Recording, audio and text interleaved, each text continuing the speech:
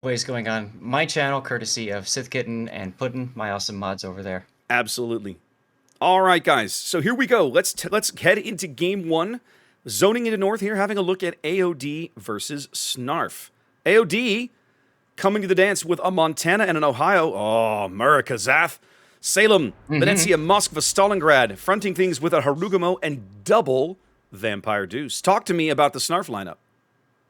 Yeah, I just think of like the old Volkswagen commercials, you know, V-Deuce in the house. Anyway, Yeah. so SNARF is bringing Shikishima and Ohio. They've got Stalingrad, Des Moines, actually double Des Moines, Venezia, and then they're bringing two Hollands and a Shimakaze who seems to be running 12-kilometer torpedoes. All right.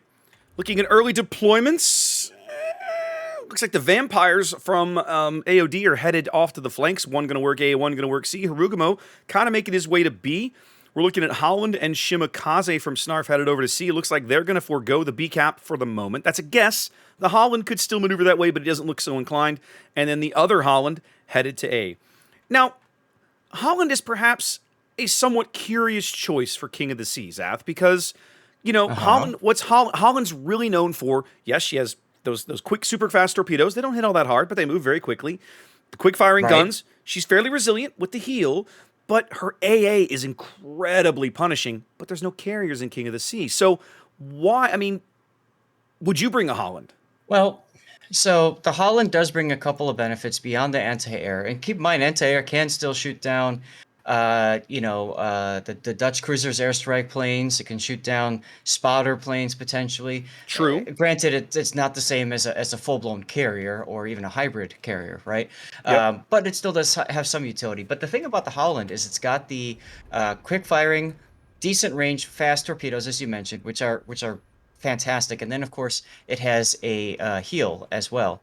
So there's some utility, but I do agree with you. There's probably some other destroyers that might work better for them. The fact that they're bringing double Hollands says that they're really not looking for smoke, right? Right. Venezia does its own smoke, and then I suppose you got the Shimakaze that can smoke, but that's about it for Team SNARF. Yeah. Now, something else I'd like to point out, Zath, Silent Sins over here, the Holland over at A, who may get some good torps in on Mustang's Vampire. Those are coming in really quickly. Whoa, he's going to just stuck in front of those. And solid hits on the Vampire, right? Vampire doesn't have a heel. She's fairly stealthy with that crawling smoke, but she doesn't have a heel. Silent Sim's not running survivability expert, Zath. I find that a very curious choice for a destroyer captain at tier 10. Yeah, that's So, I mean, guys, one of the things that you need to know about King of the Sea is anybody is welcome to jump in. And of course, as a result, you can have teams that have low point captains. And especially for today, this is essentially day one for both of these teams. Oh, big hit on Mustang. Big hit on Mustang. He got radar there by Berserker. He's still lit by Berserker's radar. We can see him retreating to the north, just trying to get out of range of it, but he's not there yet. And that's almost there. He's finally dark. So Mustang giving up about 3/4 of his HP for that early A push. Just really good, solid teamwork from SNARF there, slapping him around, pushing him off the cap. Yep. Now, so as I was mentioning, there's no guarantee that people are bringing 21-point captains, and even then that they're fully spec'd, quote unquote, properly or competitive, however you want to call it. Now, Zath, I want to point something out here. Look at this Moskva position in the middle of the board, right? That's Wurmp. That's a very aggressive position for a Moskva not even 4 minutes into the game.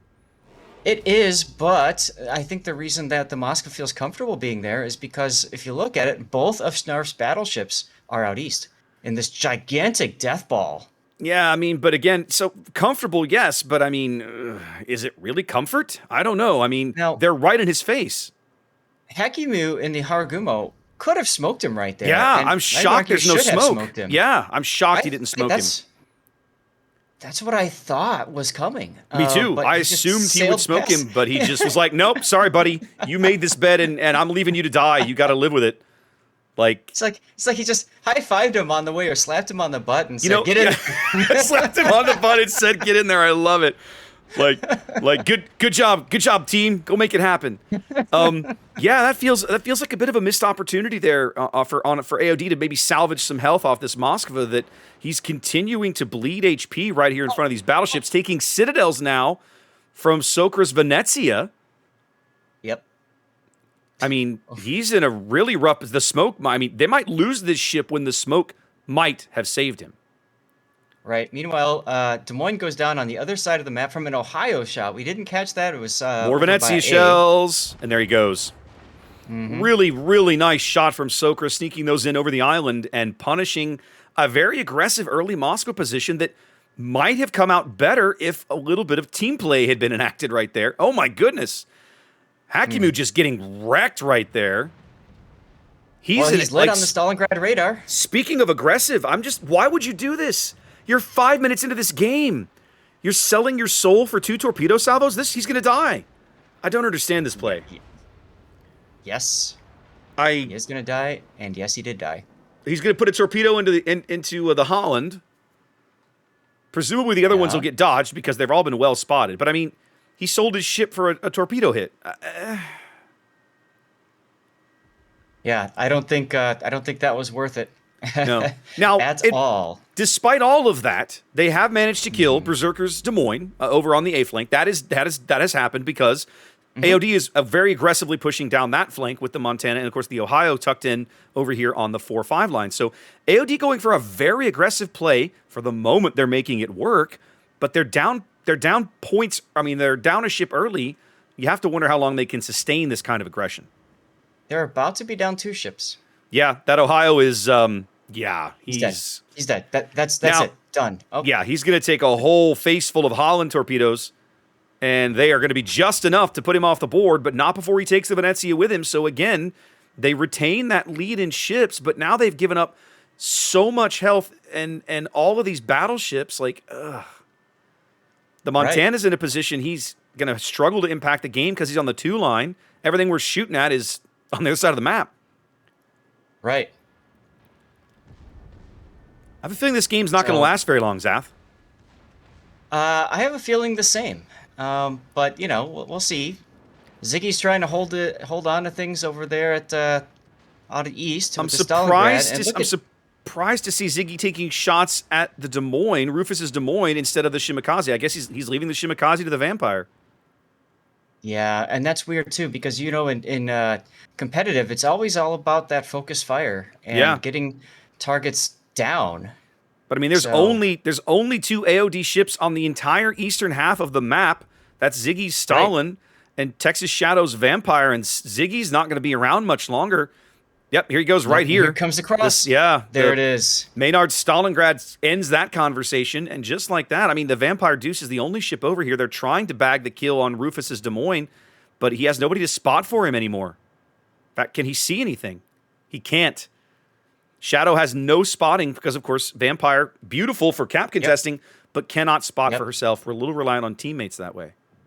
Which means now he has to get out of there, and who's he going to shoot at? A full health He's Ohio? He's still taking shots at the Des Moines, Zath. Right out here in the open.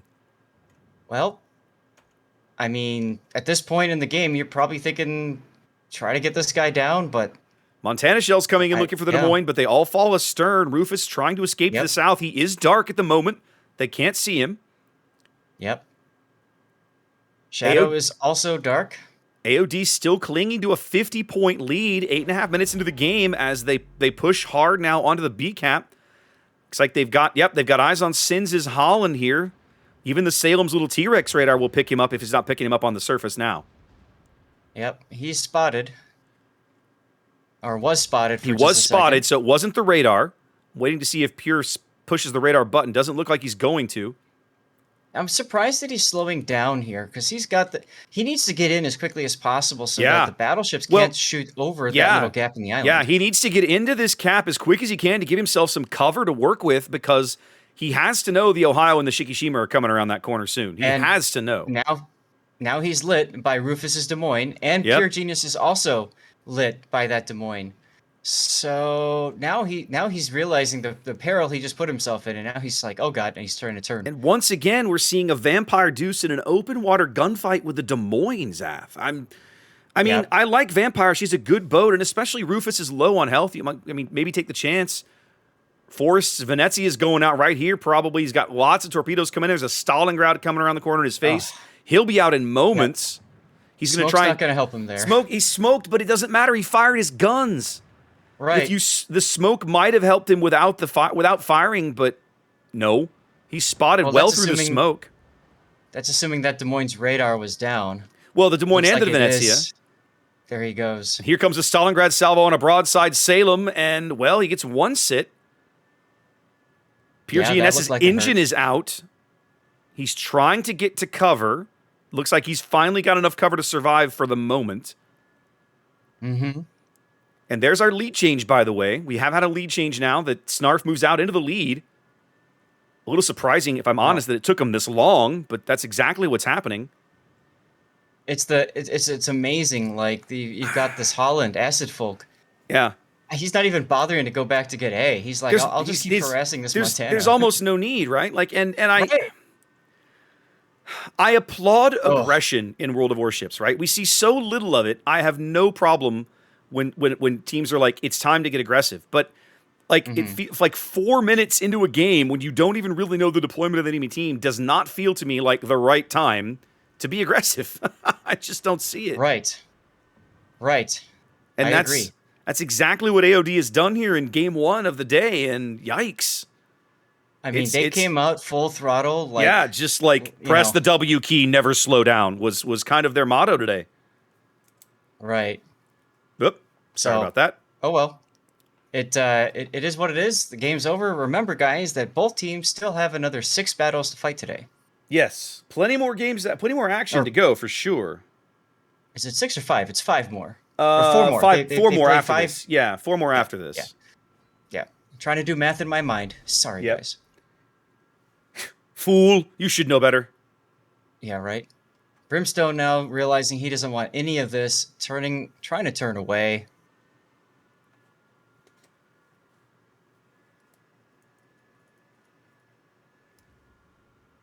And yeah, I mean, this is pretty much, as you like to say, all over but the crying. All over but the crying. Yep. Just have to wait for the game to play out. But at this point, come on, SNARF.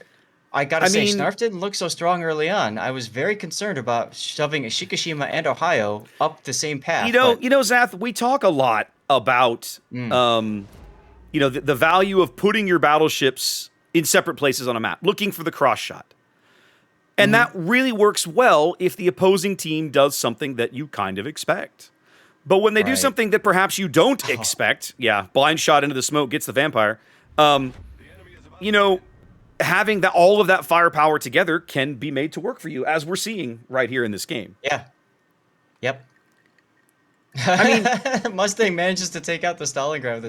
The interesting is that as overly aggressive as it feels like AOD has been, points-wise, they're still not out of this game. I mean, position and ship-wise, they're out of this game.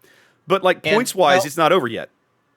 And I'd like to point out that SNARF was also rather aggressive, too. I mean, we saw both teams with these aggressive pushes. It's just that I think SNARF came out on top with that aggressive push versus AOD. That's for all. sure. They but did I better also with the trades and right. But the difference I feel like is it feels to me like AOD would have their aggression over on the A flank worked for them. Right? They pushed that flank. They got an early kill. That would have worked.